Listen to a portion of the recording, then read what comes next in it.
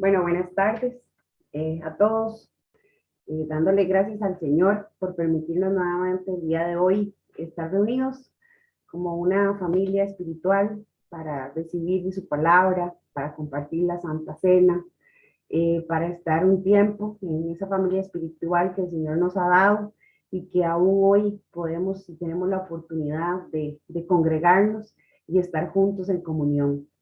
Esperando que todos ustedes y todas sus familias estén muy bien y un abrazo enorme a la distancia. Vamos a dar inicio a la enseñanza del día de hoy, al tiempo de compartir la palabra con nuestra oración inicial. Señor, hoy venimos a ti humildes y en oración para darte las gracias por las bendiciones y por el cuidado que has tenido con cada uno de nosotros en cada momento y en cada día y aun cuando llega la noche. Siempre nos acompañas y sabemos que nada sucede si no es por tu voluntad. Hoy es tu día, queremos honrarte, queremos guardarlo y compartir tiempo en tu palabra como una sola iglesia, gozándonos de saber que es un sábado más juntos en familia. Aún en tiempos difíciles podemos seguir aprendiendo de ti. Abba Padre, no nos cansaremos de darte gracias porque has puesto en nuestra mesa el alimento, nos has dado esa provisión, salud, trabajo y nos has enseñado a no afanarnos por la mañana, porque del mañana te encargas tú y nosotros en ti siempre confiamos. Han sido tiempos de pruebas con dificultades y angustias que han llegado a nuestra casa, pero tú, Señor, no nos has dejado de sostener y nos has cuidado sin reparo. Bien lo dice tu palabra en Proverbios 18:10. Torre fuerte es el nombre de Jehová. A él correrá el justo y él será levantado. Entonces no hay por qué angustiarnos. La respuesta, la solución está en ti, en nadie más ni en nada más. Gracias por hoy, porque hoy nos permitiste abrir los ojos, porque tenemos a nuestros seres queridos bien y junto a nosotros, porque el amor que nos tienes es eterno y sabemos que si te obedecemos y obedecemos tus mandamientos, te agradamos y si te agradamos, nos gozamos contigo. Ayúdanos y guíanos siempre, endereza nuestras veredas y si no, corrígenos para que no abandonemos, Señor, tus caminos y enséñanos a ser justos y sin mentira, como lo dice en Sofonías 3:13. El remanente de Israel no hará injusticia ni dirá mentira, ni en boca de ellos se hallará lengua engañosa, porque ellos serán apacentados y dormirán, y no habrá quien los atemorice. Disponemos nuestra alma, nuestro espíritu y nuestro corazón para escuchar y aprender de la enseñanza del día de hoy y que seamos tierra fértil para que tu palabra crezca en nosotros y podamos seguir compartiendo de ti en este mundo que tanto lo necesita. Elimina toda distracción que el enemigo quiera tener para que no escuchemos y cúbrenos con tu escudo protector de toda represalia del diablo y que hoy una vez más sea derrotado. Cuídame, oh Dios, porque en ti busco refugio. Salmo 16:1. Te amamos, oh Señor, te exaltamos y te glorificamos, amado Padre. Amén y amén. A continuación, vamos a escuchar la alabanza que el Señor ha puesto para nosotros el día de hoy. Reunidos. Bueno, luego de la alabanza, ¿verdad? Que los invito, si no la habían escuchado, los invito también a escucharla con sus familias, en su casa. Realmente es una alabanza muy bonita. Yo, en lo personal, nunca la había escuchado. Pablo y yo nunca la habíamos escuchado y nos gustó mucho. Nos gustó mucho la alabanza. Trae con ella mucha paz. Y eso es lo que el Señor siempre nos quiere dar. Le doy el pase a Fabricio, que va a compartir con nosotros y dirigir la Santa Cena. Bueno, ahí nuevamente vamos a orar. Padre Santo, en el nombre de Jesús, Señor, venimos dándote las gracias por esta oportunidad. Señor, en este último Shabbat, Señor, del mes de noviembre, venimos reunidos en tu nombre para celebrar, Señor, en un mismo espíritu la Santa Cena. Te pedimos, Padre del cielo, en el nombre de Jesucristo, Señor, que todos nosotros, los que estamos reunidos y los que están escuchando esta prédica, podamos tener, Señor, siempre comunión contigo, Señor, siempre con un corazón puro, una conciencia limpia y una fe no fingida. En el nombre de Jesús venimos celebrando esta Santa Cena para recordar, Señor, tu nombre y recordar lo que hiciste por nosotros en la cruz. La Biblia dice en Lucas 22, del 7 en adelante, institución de la cena del Señor. Llegó el día de los panes sin levadura, en el cual era necesario sacrificar el cordero de la Pascua. Y Jesús envió a Pedro y a Juan diciendo, id preparando la Pascua para que la comamos.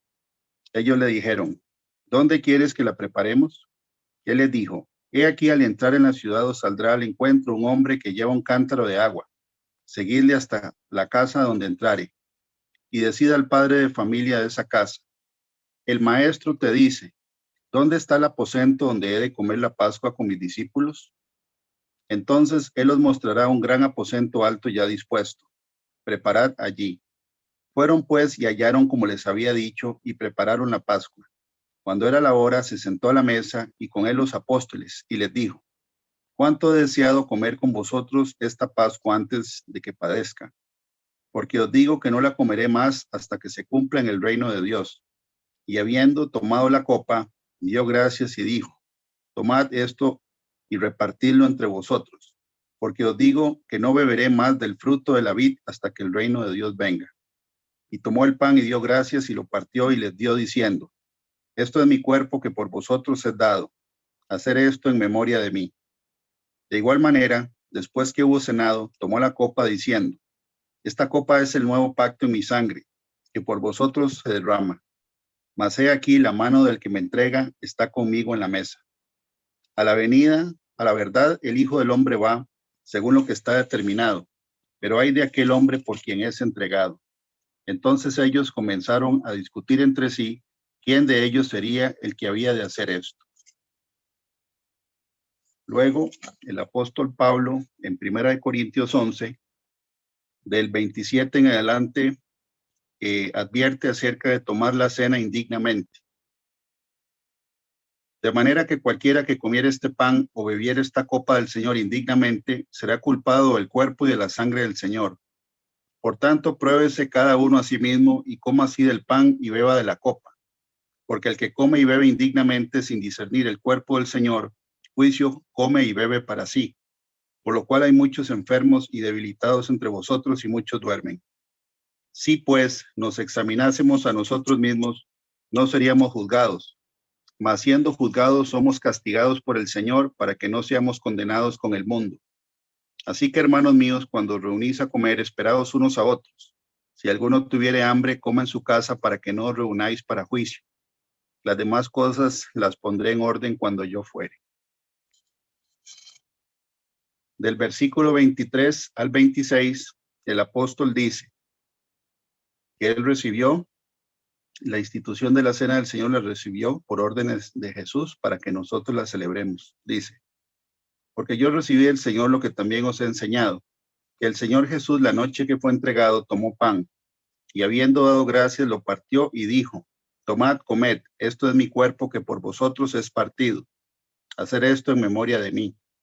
Asimismo tomó también la copa después de haber cenado diciendo, esta copa es el nuevo pacto en mi sangre. Hacer esto todas las veces que la bebiereis en memoria de mí. Así pues, todas las veces que comiereis este pan y bebiereis esta copa, la muerte del Señor anunciáis hasta que Él venga. Entonces, cada uno de nosotros, ahí en donde estamos, nos vamos a poner de pie con reverencia para tomar la Santa Cena. Primero, tomamos el pan, la galleta, el pan sin levadura, y vamos a orar juntos.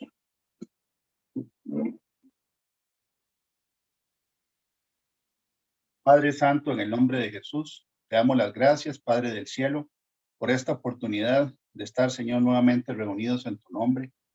Sabemos, Padre del cielo, que estamos en tiempos difíciles, Señor, como ahora oró tu sierva Leonor. Y te pedimos, Señor, que recibas de nosotros siempre, Señor, un olor grato, que podamos ser agradables a ti, Señor, a través de permanecer en el amor de Cristo. La Biblia dice que si nosotros hacemos lo que tú nos dices en la palabra, Señor, permanecemos en el amor de Cristo. Y queremos en esta tarde darte las gracias, Señor, por el sacrificio que hiciste por nosotros en la cruz del Calvario.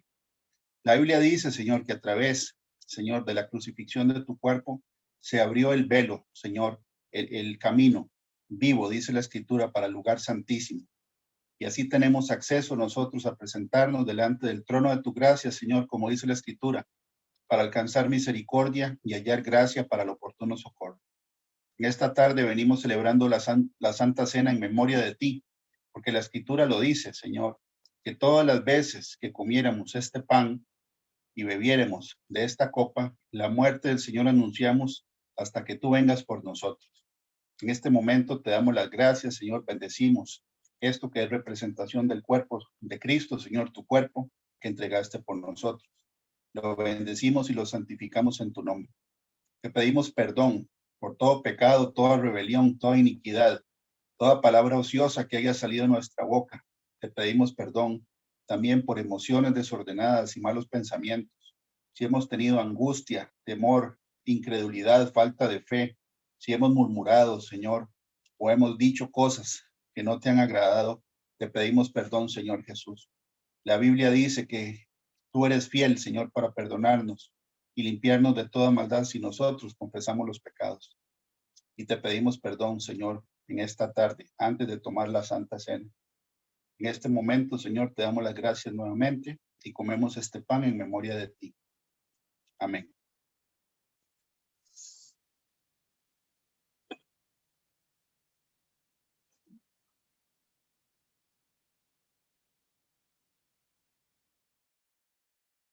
La Biblia dice, Señor, que seguidamente tomaste la copa, Señor, con el vino y declaraste, Padre del cielo, a través de tu Hijo Jesús, que este es representación, Señor, este jugo de uvas es representación de la sangre del nuevo pacto.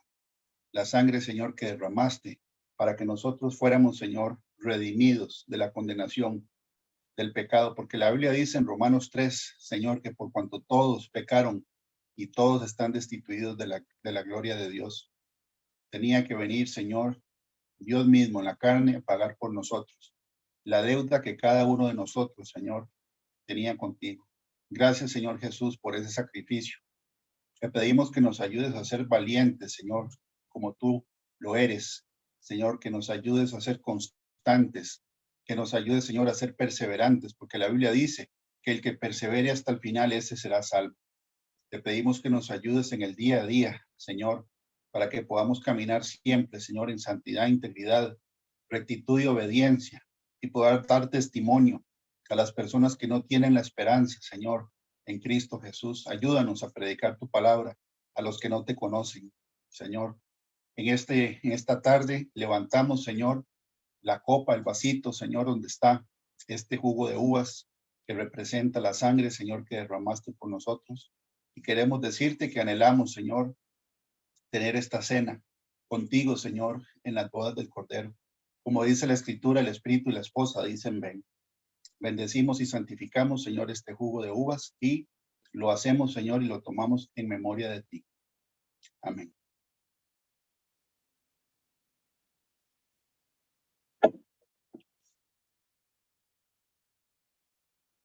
Gracias, Padre del cielo, nuevamente, Señor, porque nos has sellado con el Espíritu Santo, el Espíritu de la promesa.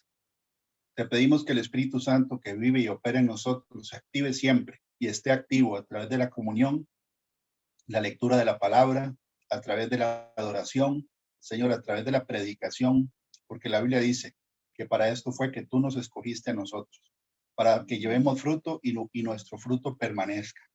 Gracias, Padre del cielo, nuevamente, y yo bendigo a todas las personas que están escuchando y viendo esta prédica, Señor. Te doy las gracias por la vida de Pablo y Leonor, Señor, que son tus siervos. En el nombre de Jesucristo. Amén y amén. Adelante, Leonor.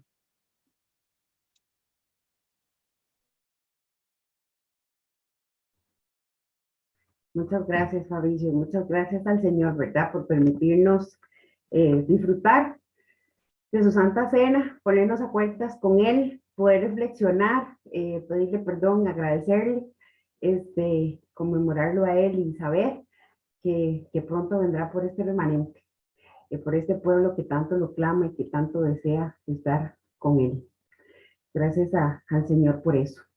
Bueno, el día de hoy la prédica nos la va a compartir Pablo, entonces le paso la palabra a don Pablo para que nos comparta la palabra el día de hoy.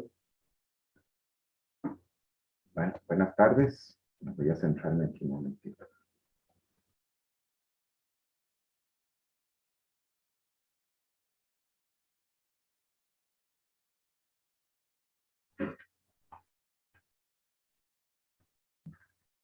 Bueno, buenas tardes, que el Señor los bendiga.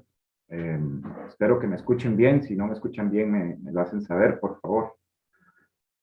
Eh, Qué gusto nuevamente estar aquí, todos como hermanos, hablando del más importante, ¿verdad? Que el que ocupa el primer lugar, que es nuestro Señor, nuestro Padre eterno, Señor Jesús.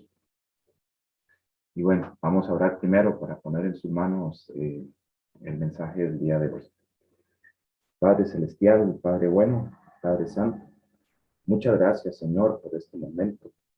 Gracias nuevamente por tu amor y por tu misericordia, por tu bondad y por tu gracia que nos ha alcanzado. Muchas gracias, Señor, por ese amor, Señor, por acordarte de nosotros, a pesar de que somos tan pecadores y tú conoces nuestra condición.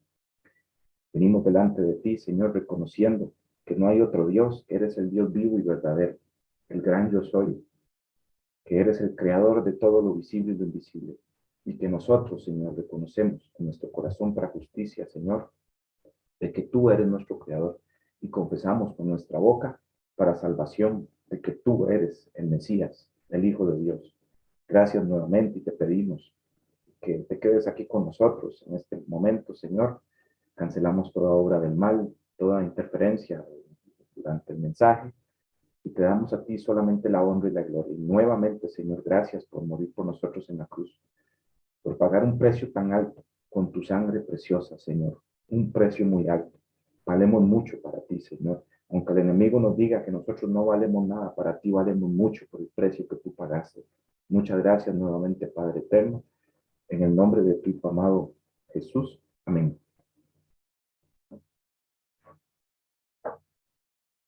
Voy a compartirles qué bonita estaba esa canción, ¿verdad? Esa alabanza que hablaba de que Él es la fuente de agua vivas y me hacía pensar que así como físicamente nosotros tenemos necesidad, ¿verdad? De tomar agua, ¿verdad? El cuerpo la pide, el espíritu pide agua viva. Es agua que viene únicamente del Señor Jesús, de nuestro Dios, porque somos creación de Él, ¿verdad? Aunque muchos digan, no, que de los animales, que de los monos, que de esto y que del otro, y que de la nada, que el Big Bang, eso es una completa mentira, porque nosotros somos seres espirituales, una de nuestras partes, ¿verdad? Que hemos aprendido, que somos espíritu, alma y cuerpo, y espíritu en primer lugar. Entonces, y mentiras que los animales, por ejemplo, tienen espíritu, ¿verdad? Entonces uno se pregunta en qué momento en esa evolución, ¿verdad? Por aquello que les toque hablar en algún momento, en qué momento el ser humano dejó de ser animal y se convirtió en un ser espiritual. En ningún momento, por eso es que nosotros no venimos de él. Pero siempre vamos a necesitar esa agua viva que es el Señor Jesús. Y precisamente el tema de hoy es, eh, es, es un tema cortito, pero bueno, es lo que el Señor me puso. Eh, eh, Vamos a escudriñarlo un ratito. Voy a compartirles eh, imagen.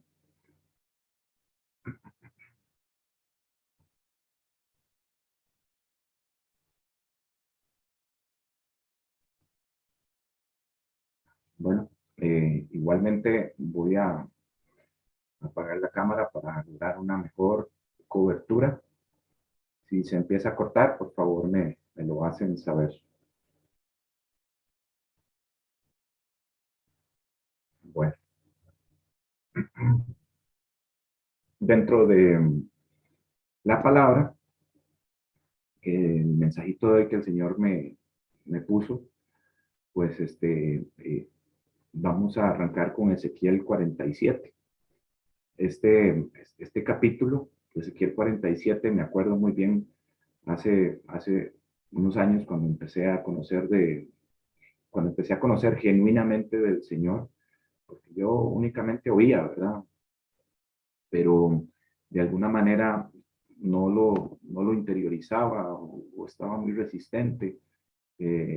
Pero hace unos años ya cuando él empezó a tocar en mí, ¿verdad? A trabajar conmigo, Fue uno de los primeros capítulos que inclusive recuerdo a Fabricio, ¿verdad? Que me lo mandó. Simplemente me dijo que entiende de ahí, y cuando empecé a leerlo, pues realmente no entendía mucho, porque no tenía mucha información del Señor, ¿verdad? Y lo importante aquí es por eso escudriñar todos los días, de día y de noche. Y conforme uno escudriñe, aprenda más de la palabra del Señor, el Espíritu Santo todavía nos va revelando aún más, mucho más. Y cuando lo vi, bueno, el Señor me mandó nuevamente a recordarlo y a entenderlo aún mejor hoy, ¿verdad? Y porque yo me preguntaba en algún momento que habían cosas que no entendía, pero el Señor es misericordioso y Él entiende los momentos adecuados, los tiempos adecuados, cuando ya estemos preparados para irnos enseñando tesoros profundos en su palabra. Entonces, aunque no entendamos en un principio cuando leemos la palabra, debemos de esperar pacientemente que Él se encargue de revelarla, ¿verdad? Entonces, por eso es que vamos a iniciar con Ezequiel 47, que prácticamente se da en la época del cautiverio en Babilonia, ¿verdad? Jerusalén había sido destruida y fueron llevados cautivos el pueblo de Israel.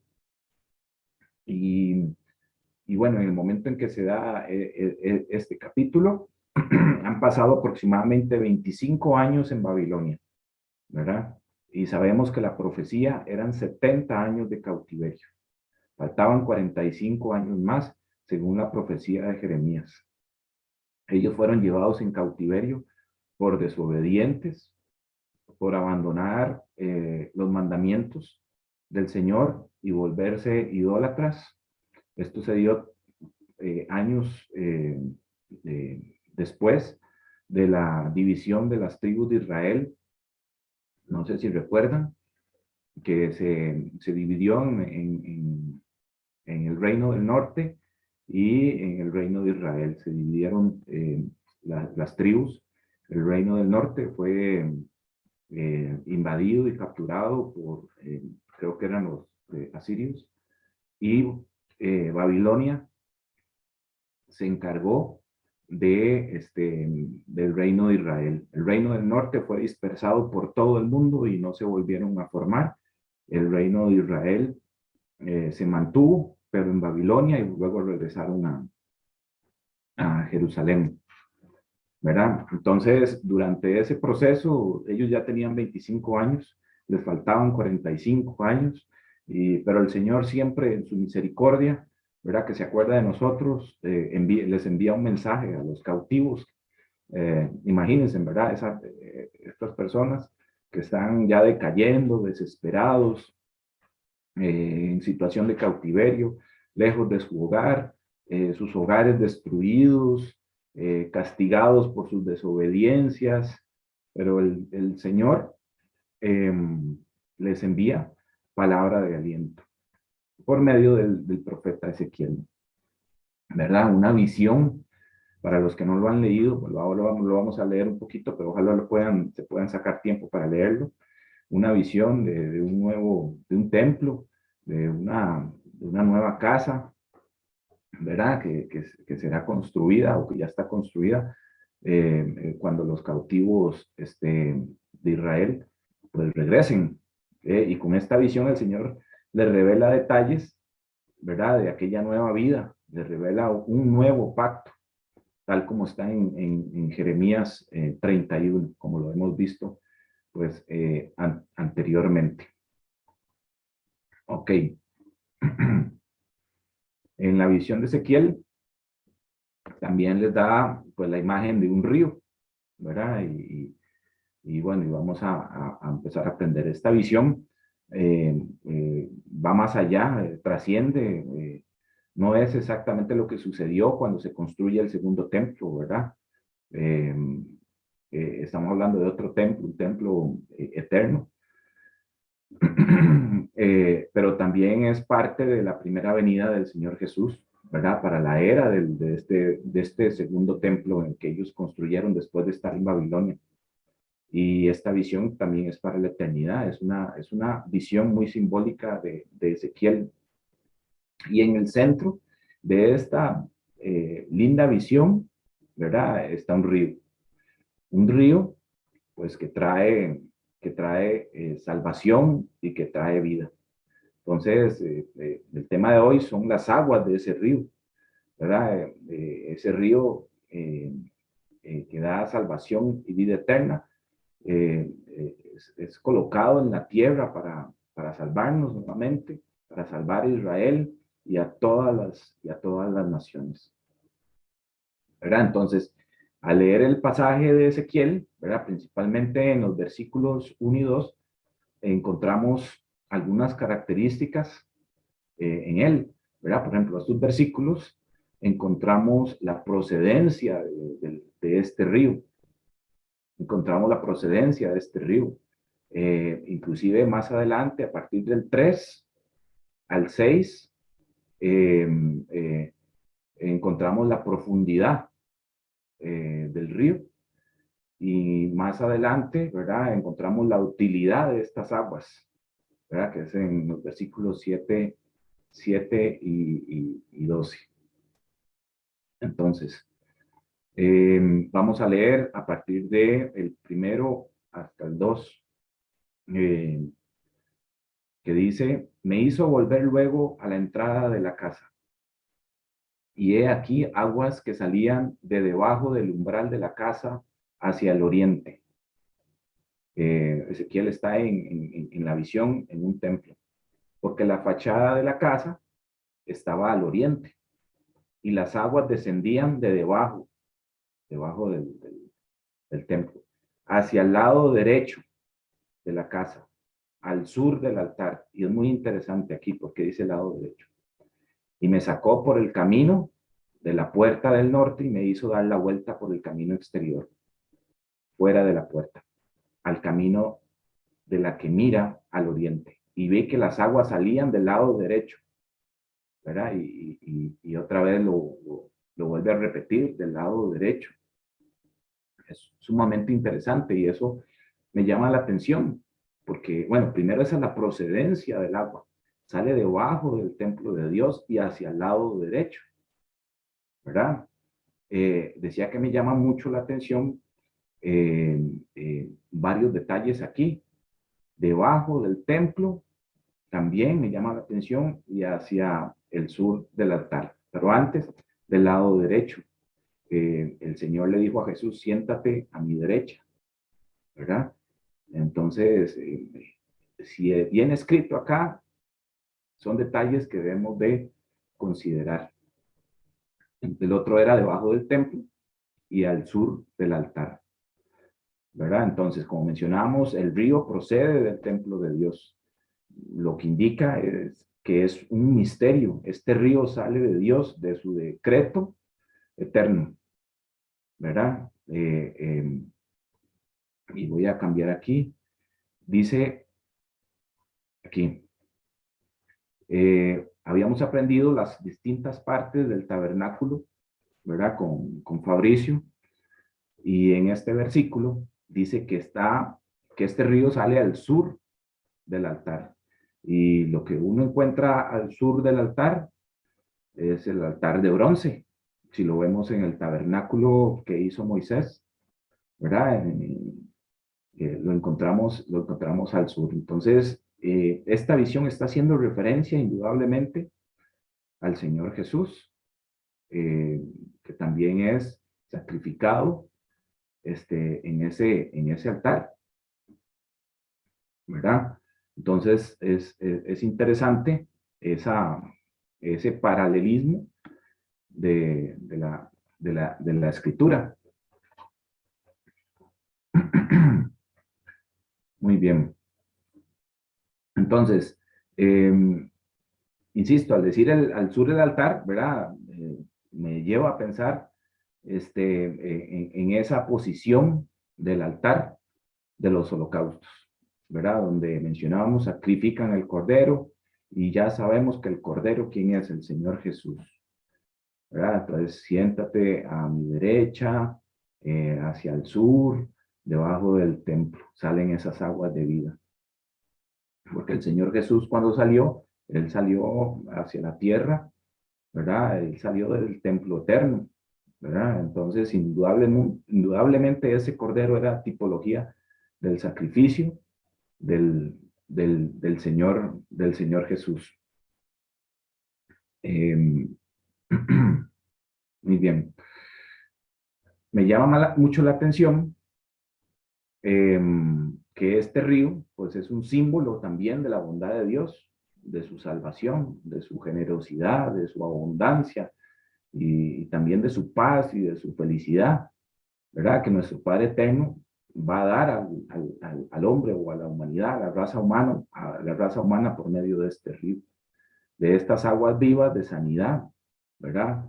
El cual está en toda la escritura. Este río, ¿verdad? Estas aguas están en toda la escritura, desde el principio hasta el fin.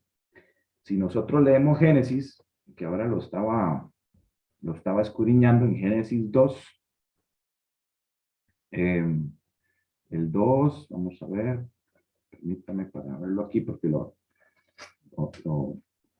lo acaba de poner el Señor.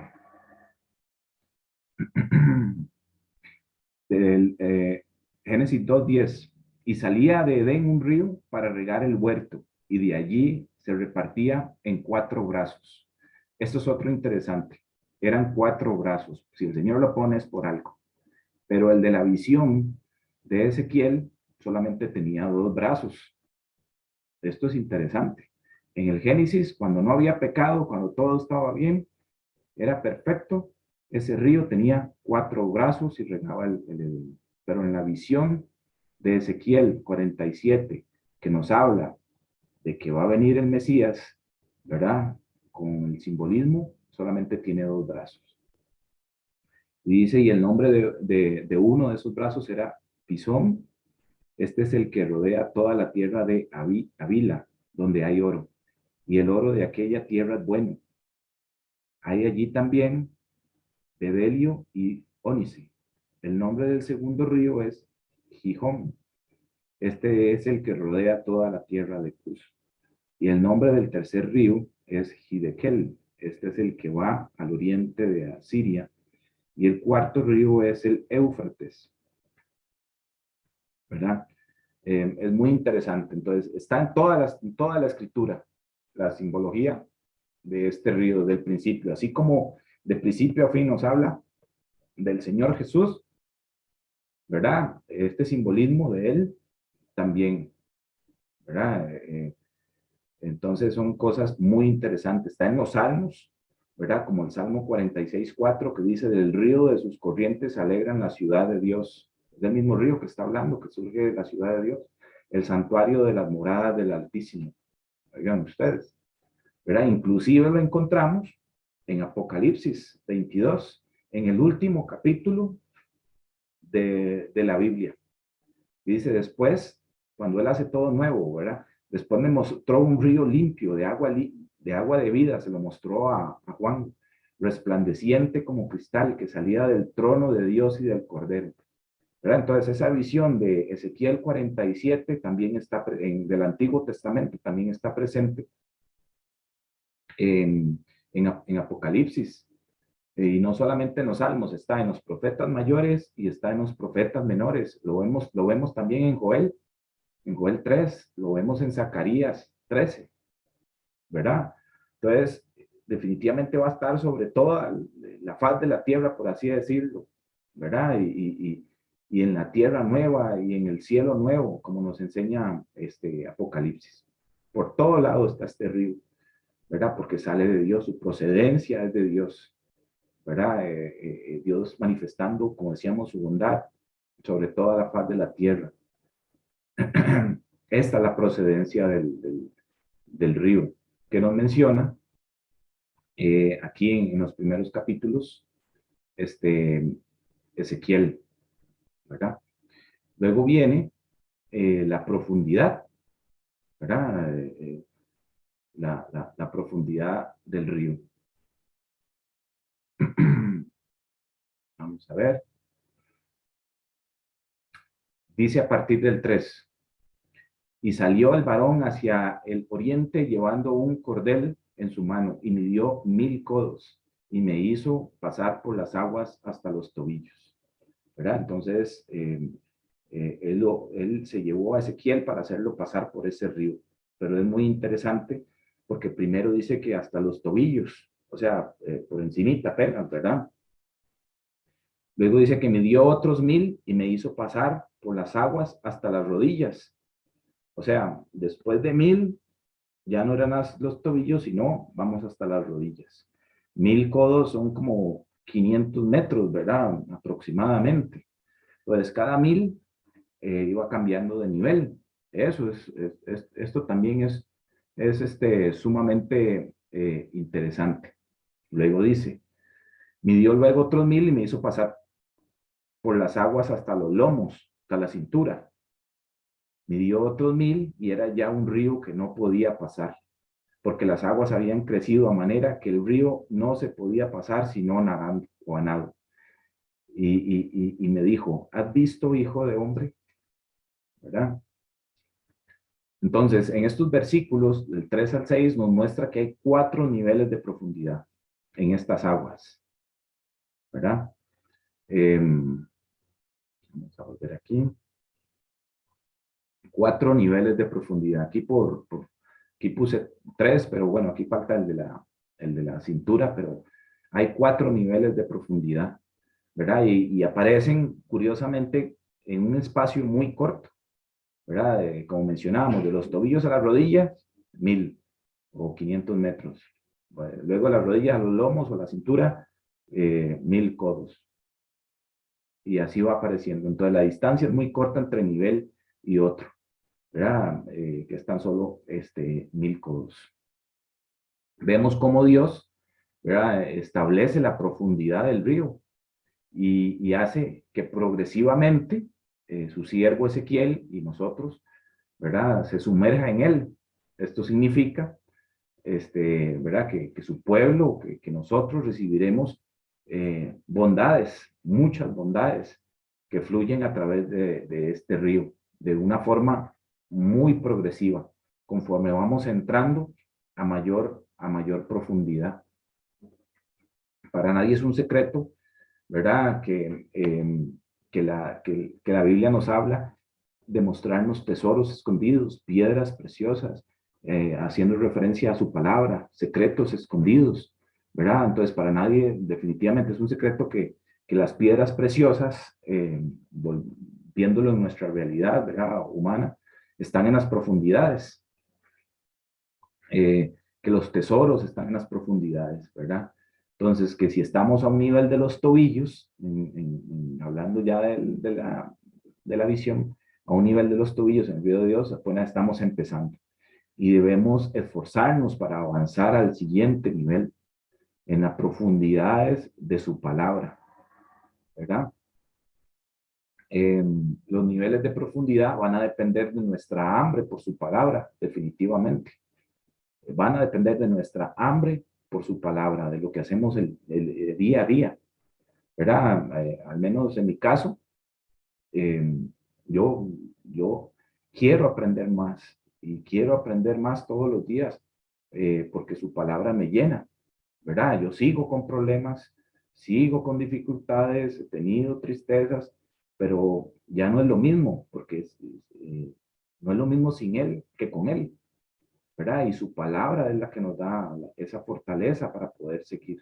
Y así yo lo he sentido en mi vida. También el Señor dijo que dichosos los que tienen hambre y sed de justicia. Justicia es su palabra, ¿verdad? Dichosos los que tienen hambre y sed por su palabra, porque dice que serán saciados.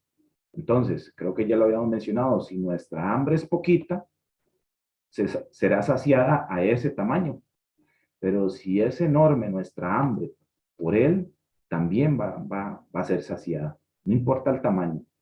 Entonces, hermanos, por ejemplo, cuando yo estaba en la universidad, ¿verdad?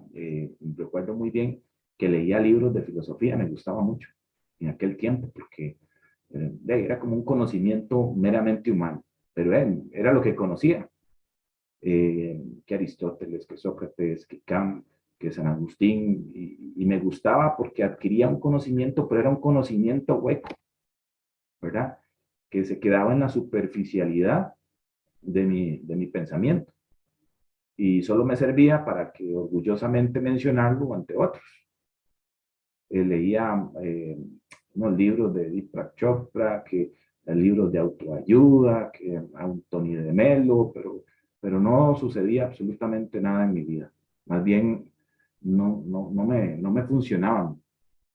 Pero cuando leí la palabra de Dios y veía que el cielo y la tierra pasarán, pero mis palabras no, y hoy por hoy tenemos esa profecía, no han pasado sus palabras a pesar de los miles de años que han pasado, ¿verdad? Empecé a interesarme mucho en la palabra de Dios, pero ya el Señor estaba empezando a inquietarme, ¿verdad? Entonces, cada palabra que me encontraba sentía una profundidad diferente a los demás libros que yo había empezado a leer. Claro, ya entiendo que este es un libro espiritual y empezó a cambiar mi vida. Y aún hoy lo hace, porque me falta mucho, pero es viva su palabra, así como él lo dice, mi palabra es viva y eficaz. ¿Verdad? Es como agua, son aguas vivas que sanan y no como lo que yo leía, que ya ni me acuerdo, ¿verdad? En la universidad, que eran libros muertos y que nadie se acuerda, se olvidan, ¿verdad? Entonces, en las dificultades, estos libros no me fortalecían en nada. No había ni siquiera promesas, pero su palabra, que es agua viva, sí me fortalecía, ¿verdad? Por eso debemos de entrar a niveles más profundos, hermanos, ¿verdad? Y como mencionábamos, si al leer no entendemos, hay que esperar pacientemente, escudriñando, y el Espíritu Santo le va a dar a su debido tiempo, y cuando esté preparado, la revelación del entendimiento de lo que aún no entiende, cuando uno lee la palabra de Dios, porque es Él el que da el entendimiento. Pero mientras espera, siga escudriñando y poniendo por obra. Entre más aprendamos del Señor, más se revela el Espíritu Santo. El Salmo 25 dice que la intimidad del Señor es con los que le temen y a ellos muestra su pacto.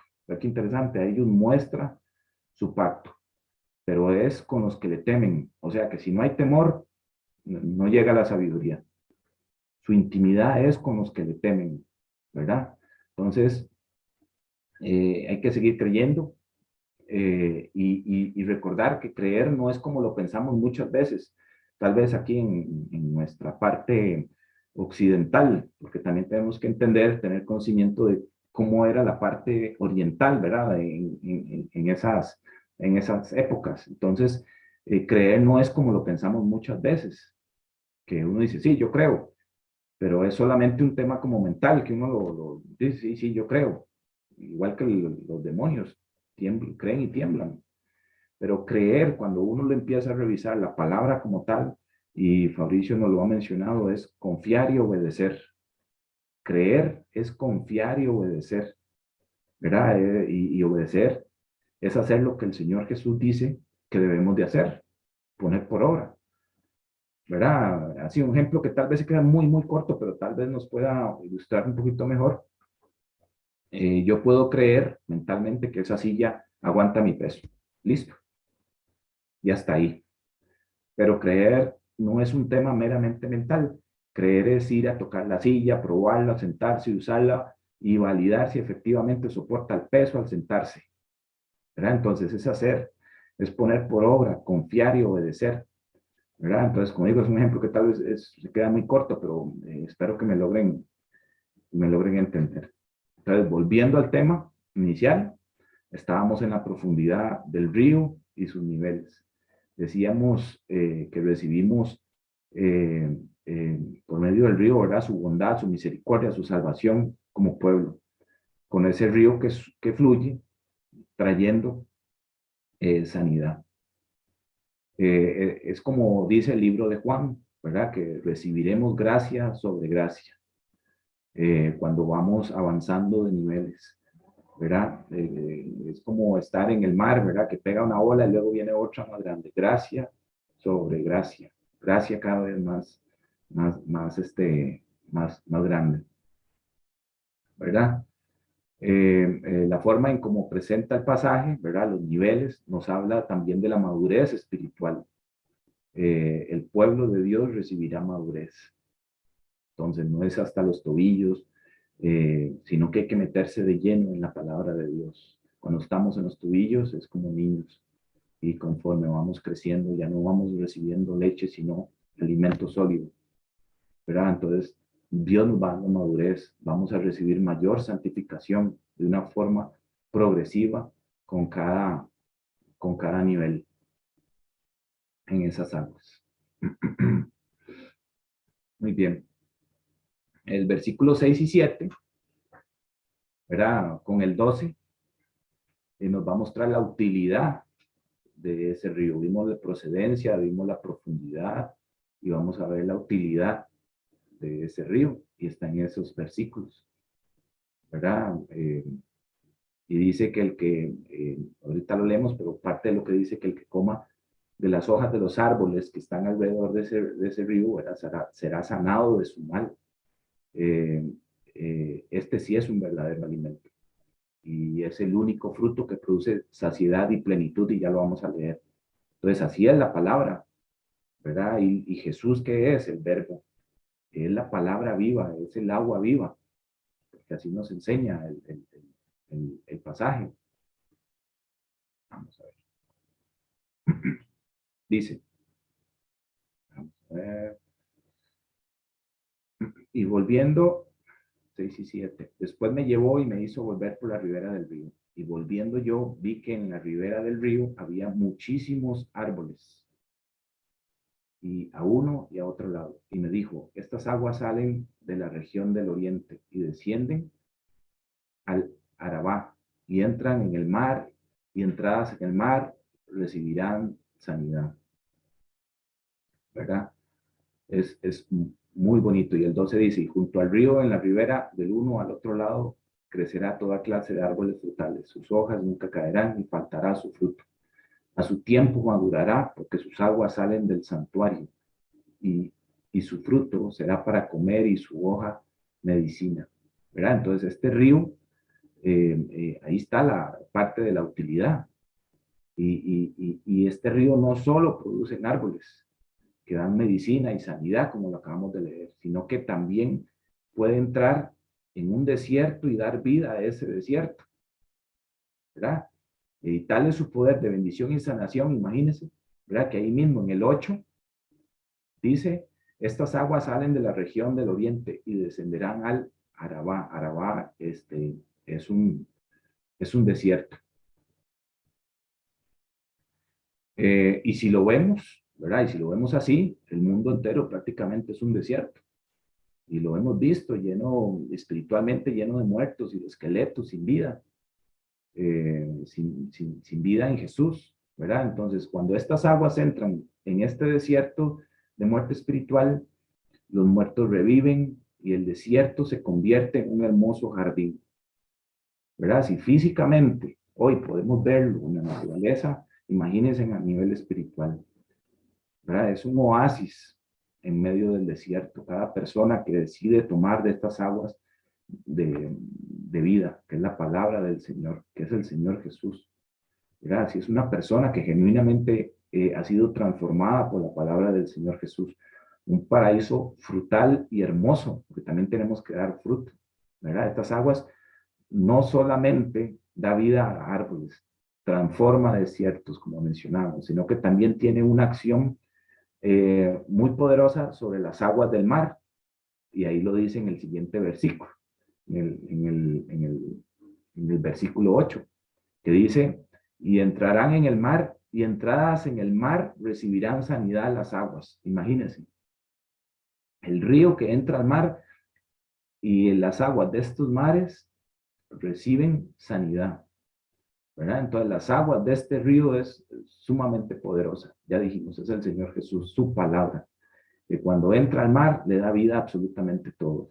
Recordemos que el mar es un simbolismo también de muchedumbres de personas, así lo define la Biblia, de naciones, así lo define la Escritura. Así que cuando estas aguas entran al mar, entra a las naciones, y en todas ellas habrá vida y vida eterna para quienes quieran beber. ¿Verdad? Estas aguas sanan el mar muerto. Entonces, nuevamente, no solo da árboles con fruto a sus lados, no solo da vida en el desierto, no solo sana al mar muerto, ¿verdad? O llena al mar muerto de sanidad, trae medicina, bendice, da salvación. Estas aguas es como el río, ¿verdad? Donde se sumergió Naamán, el leproso. Y una vez sumergido, ¿verdad? Se curó de su lepra fue quitada. Entonces ahí tenemos que entender ese paralelismo, ¿verdad? El ciego fue a lavarse en agua, otro paralelismo, muy interesante. El versículo 10 dice, y junto a él estarán los pescadores, en ese río, vea qué interesante, y junto a él estarán los pescadores, y desde en Gadi hasta en Eglaim, será su tendedero de redes, o sea, no es con cuerdas, es con redes, es masivo. Y por sus especies serán los peces tan numerosos como los peces del mar. Eso dice el 10. ¿Verdad? Estas son las aguas de la sanidad, como decíamos, de la salud. Y como dice este versículo, hay muchos pescadores. Los pescadores son atraídos a estas maravillosas aguas y hay muchos peces que son capturados del mar, de la muerte y llevados a aguas de vida, precisamente. Y el Señor le dijo a los discípulos, los voy a hacer pescadores de hombres. Se lo dijo a Pedro. Vean qué interesante, ¿verdad? Entonces, definitivamente, qué bueno que es nuestro Dios, que siendo tan pecadores, nos brinda su amor perfecto y manda pescadores, ¿verdad? Para que nos saquen el mar de muerte y nos pongan en aguas de vida eterna, aguas de vida, ¿verdad? Pero vean qué interesante, hermanos, y está un poquito más adelante ahí, pero hay una parte que está cerca de este río, de estas corrientes, que son lagunas y pantanos, agua estancada, por así decirlo, ¿verdad? Y lo vamos a ver. Ahí en el 11, voy a devolverle un poquitito. En el 11 dice, sus pantanos y sus lagunas no se sanearán, quedarán para salinas. Sus pantanos y sus lagunas no se sanearán, quedarán para lagunas, ¿verdad? Entonces, a pesar de que estos pantanos y lagunas reciben la frescura de estas aguas, porque está hablando de lo que se forma también en cierta parte de este río, esos pantanos y lagunas perciben la frescura de estas aguas, perciben el aroma de vida de los árboles de aquel río de Dios que fluye. Las aguas pantanosas por lo general se estancan, ¿verdad? Entonces, y están alrededor del río, como decía, a pesar de eso, de que ellos perciben esa frescura, no se van a sanar, como dice el versículo, estos pantanos y estas lagunas.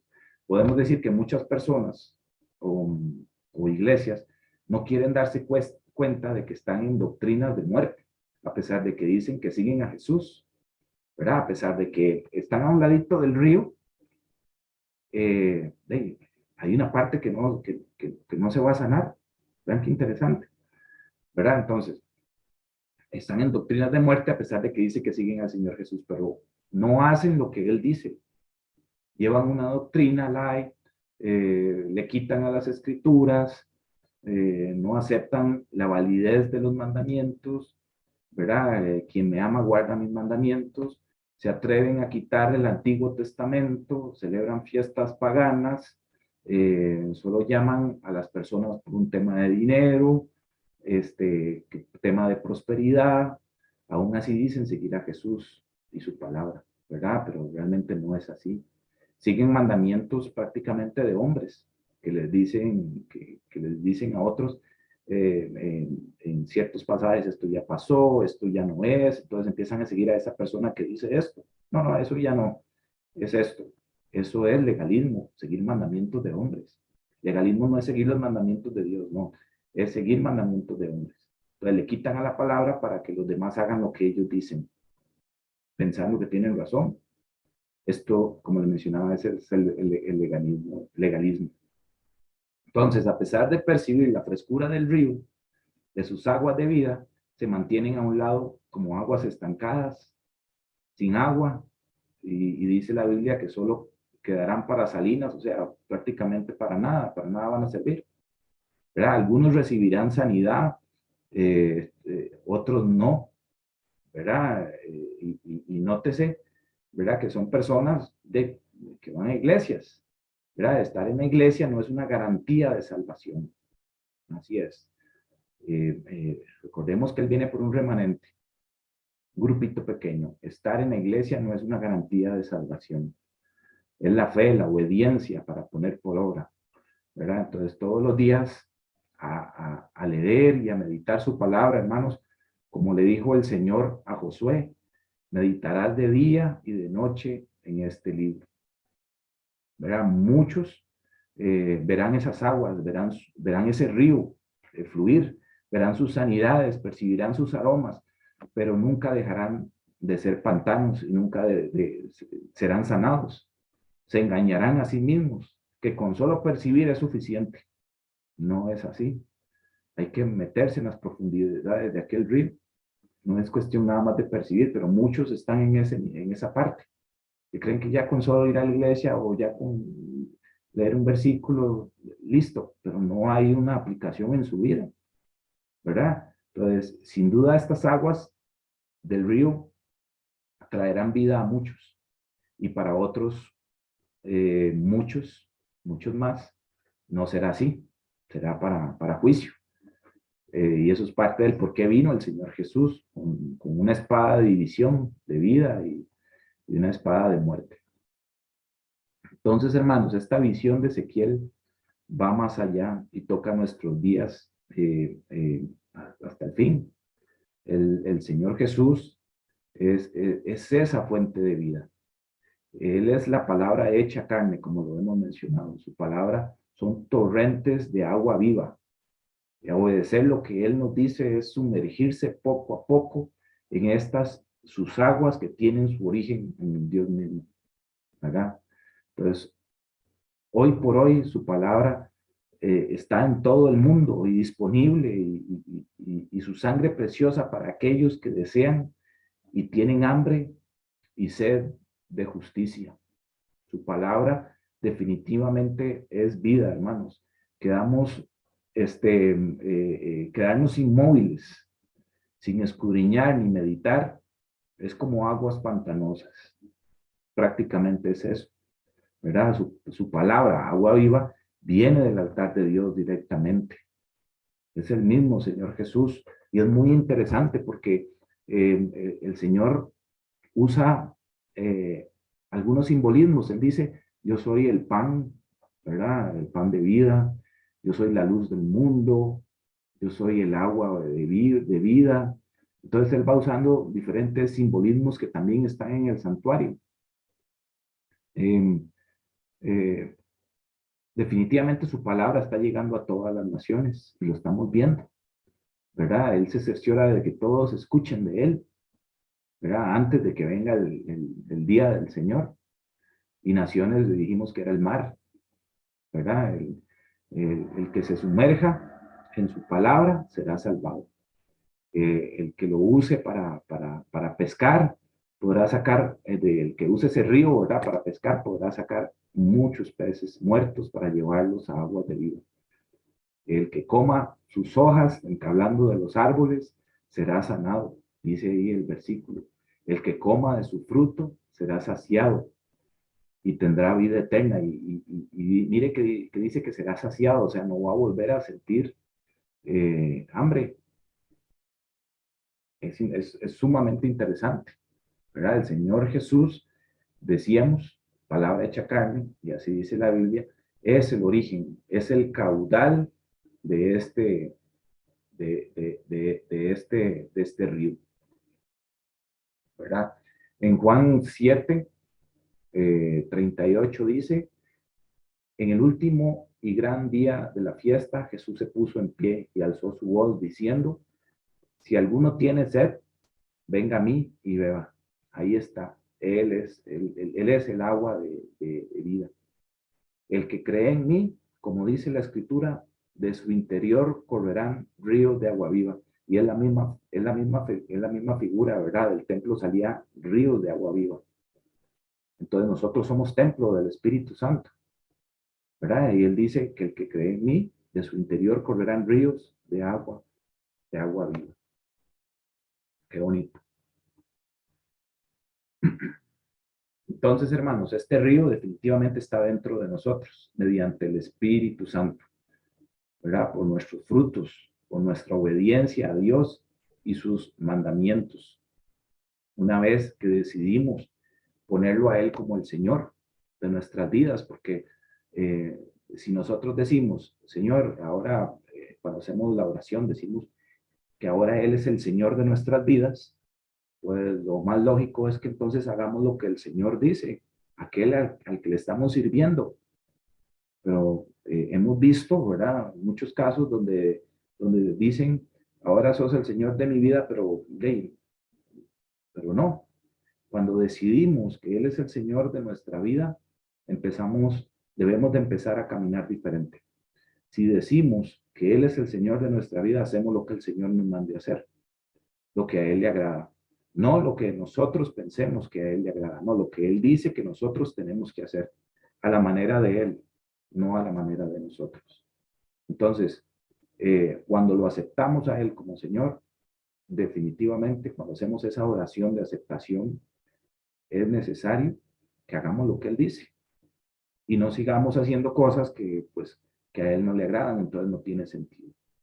Si decidimos que Él es el Señor, ¿verdad? Entonces esas aguas definitivamente están en nuestro corazón por medio del Espíritu Santo.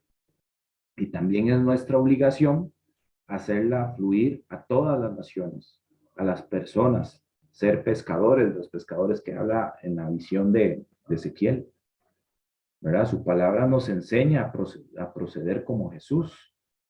Eso es lo que dice. Que su palabra nos lleva a reflejar en nuestra vida a Jesús. El Señor Jesús enseñó a sus discípulos para llevar el evangelio a otros, a ser pescadores. Lo mismo debe pasar con nosotros, ¿verdad? Pero antes debemos ser entrenados, ¿verdad? Y bueno, y hermana, si aún está en el río por los tobillos, por así decirlo, ¿verdad? O todavía ni siquiera ha entrado al río, hay que entrar, ¿verdad? Si estamos en ese nivel de niños, después de muchos años y aún estamos en ese nivel de niños, eso no está bien tampoco. Entonces hay que pedirle al Señor que mediante su palabra le enseñe más y más y lo lleve a las profundidades donde están esos tesoros. Hay que compartir a otros que sí hay solución y que valemos mucho, porque fuimos, como mencionábamos, pagados con su sangre preciosa, bendita, la sangre de nuestro Creador. Valemos muchísimo para Él. Que la única fuente de vida tiene nombre y es el Señor Jesús, el verbo, la palabra, ¿verdad? Entonces, hermanos, este es un mensajito corto y como para ir cerrando, ¿verdad? Y vean como para entender el Nuevo Testamento es necesario el Antiguo. En este pasaje de Ezequiel aparece en el último capítulo de Apocalipsis 22, ¿verdad? Y esto es como un paréntesis. Ezequiel 47. Ahí pueden ver las comparaciones. Por ejemplo, en el 1 dice, me hizo volver luego a la entrada de la casa. He aquí aguas que salían de debajo del umbral de la casa. Eso se compara con Apocalipsis 22:1, que dice que después me mostró un río limpio de agua de vida, resplandeciente como cristal, que salía del trono de Dios. Ven, que es del templo, el origen de este río de Dios, el Señor Jesús. Luego, en el 12 dice, y junto al río, en la ribera, a uno y a otro lado, crecerá toda clase de árboles frutales. Sus hojas nunca caerán, dice Ezequiel, ni faltará su fruto. Y en Apocalipsis dice, en medio de la calle, de la ciudad, y a uno y a otro lado del río estaba el árbol de la vida. que produce 12 frutos, dando cada mes su fruto. Nunca va a faltar el fruto. Y dice luego, y las hojas del árbol eran para la sanidad de las naciones. Y ahí en Ezequiel dice, ¿verdad? Que su fruto será para comer y su hoja para medicina. Vean qué interesante entonces, cómo para entender el nuevo necesitamos del antiguo. Es una sola historia, como siempre lo hemos mencionado de principio a fin. Entonces, aquel que diga, no, ya esto no, no, yo solamente soy del Nuevo Testamento, definitivamente no entiende todavía. Es una sola palabra, es una sola ley, es un solo Dios, es un solo pueblo, ¿verdad? Como lo hemos ido aprendiendo. Más adelante, Jesús se encuentra con la samaritana, ¿verdad? Entonces, definitivamente solo Él puede calmar nuestra sed. Pero ¿cómo se logra calmar esa sed? Por medio de su palabra. Él es la palabra nuevamente. Recordemos que creer es confiar y obedecer, ¿verdad? Les contaba que cuando leí de muchos libros, pero eran fuentes muertas. Asimismo hace el enemigo, ¿verdad? Busca poner fuentes para desviarnos y tenernos distraídos de la fuente verdadera, del agua viva verdadera. Entonces nos pone agua de mentira, agua que no, que tiene agua con una envoltura, agua mala con una envoltura buena, nos pone el enemigo. Otras fuentes. A veces en los deportes, o sea, a veces pensamos primero en el fútbol que en el Señor. El Señor tiene que ser lo primero en la mañana cuando despertamos y lo último cuando nos dormimos. Tenemos que, la Biblia dice que donde está nuestro corazón está nuestro tesoro. Entonces, ¿dónde tenemos nuestro corazón? Tiene que estar en el Señor, en el primer lugar. Tiene que haber temor para con Él, para que venga la sabiduría, porque el principio de la sabiduría es el temor al Señor, dice la palabra. ¿Verdad? Para otros son redes sociales, otras lecturas, novelas, bueno, se le puede poner el nombre que se quiera. El enemigo siempre va a buscar desviarnos. Y el enemigo siempre copia todo lo de nuestro Señor y lo desvirtúa para engañarnos. Entonces, hermanos, no dejen de orar, de clamar, de escudriñar. Aunque no sientan nada, sigan adelante. Que conforme más nos sumergimos, más nos va mostrando el Señor sus caminos de vida. En este pasaje estaba el Señor con la samaritana y respondió Jesús y le dijo, si conocieras el don de Dios y quién es el que te dice, dame de beber, tú le pedirías a él, te daría agua viva. Más el que, luego dice en el 14, más el que obedeciere, más el que bebiere del agua que yo le daré, no tendrá sed jamás, sino que el agua que yo le daré será en él una fuente de agua que salte para vida eterna. Imagínense, ahí está, esa es la fuente de agua viva, nuestro Señor Jesús. Bueno, hermanos, yo sé que es un mensajito corto, es lo que el Señor me puso, me dejó en Ezequiel 47, hay más para seguir escudriñando de Él como fuente de agua viva. Pero bueno, esto fue lo que me puso y Él sabe por qué lo hace. Que el Señor los bendiga, que pasen una bonita semana y los voy a dejar con mi esposa. Voy a dejar de compartir.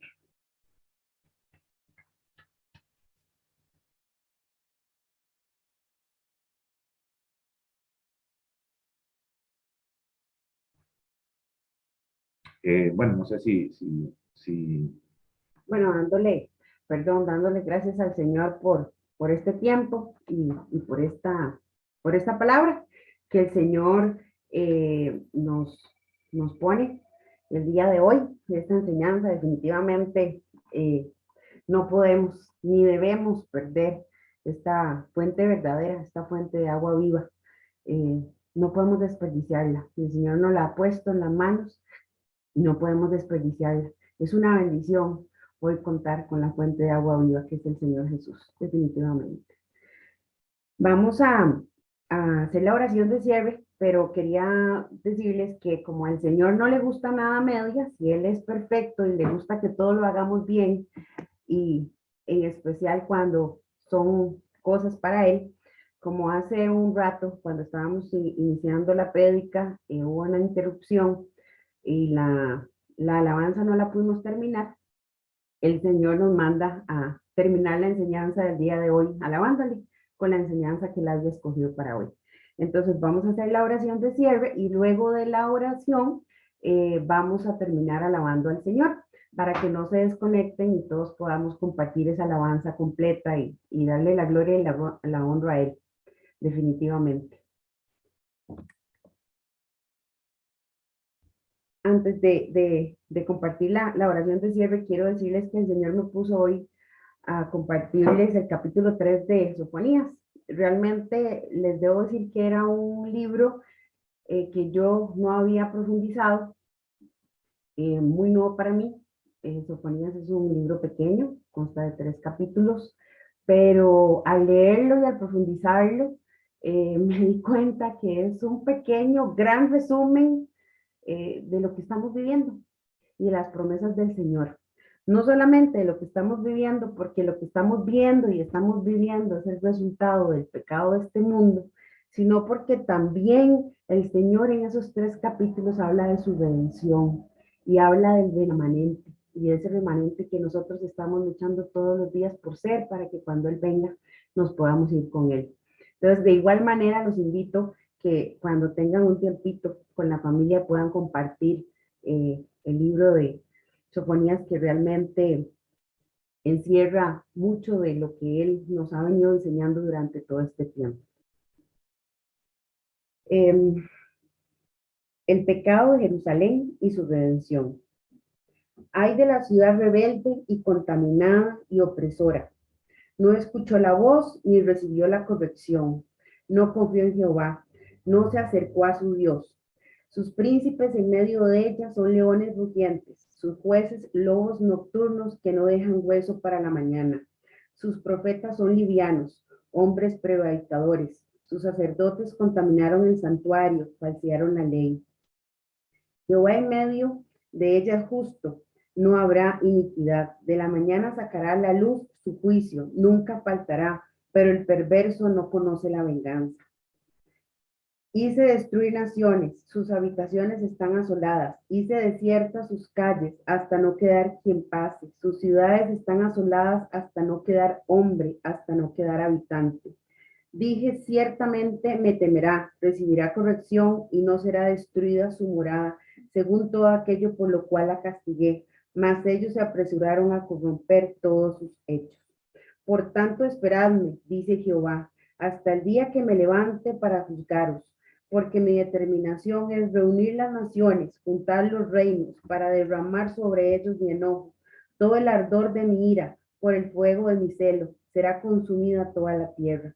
En aquel tiempo devolveré yo a los pueblos pureza de labios, para que todos invoquen el nombre de Jehová, para que no les sirvan de común consentimiento. Para que les sirvan, de común consentimiento. De la región más allá de los ríos de Etiopía, me suplicarán, la hija de mis esparcidos traerá mi ofrenda. En aquel día no serás avergonzada por ninguna de tus obras, porque te rebelaste contra mí, porque entonces quitaré de en medio de ti a los que se alegraban en tu soberbia. Nunca más te ensoberbecerás en mi santo monte. Y dejaré en medio de ti un pueblo humilde y pobre, el cual confiará en el nombre de Jehová. El remanente de Israel no hará injusticia ni hará mentira, ni en boca de ellos se hallará lengua engañosa, porque ellos serán apacentados y dormirán y no habrá que los atemorice. Canta, oh hija de Sión, da voces de júbilo, oh Israel. Gózate y regocíjate de todo corazón, hija de Jerusalén. Jehová ha apartado tus juicios, ha echado fuera a tus enemigos. Jehová es el rey de Israel en medio de ti, nunca más verás el mal. En aquel tiempo se dirá a Jerusalén, no temas, Sión, no se debiliten tus manos. Jehová está en medio de ti, poderoso él salvará, se gozará sobre ti con alegría. Callará de amor y se cantará de amor y se regocijará sobre ti con cánticos. Reuniré a los fastidiados por causa del largo tiempo. Tuyos fueron para quienes el aprobio de ella era una carga. He aquí, en aquel tiempo yo apremiaré a todos los opresores y salvaré a los que cojean, y recogeré la descarriada y os pondré por alabanza y por el renombre de toda la tierra. En aquel tiempo yo os traeré, en aquel tiempo yo os reuniré, yo, pues pondré para renombre y para alabanza entre todos los pueblos de la tierra, cuando levante vuestro cautiverio delante de vuestros ojos, dice Jehová. Amén y amén.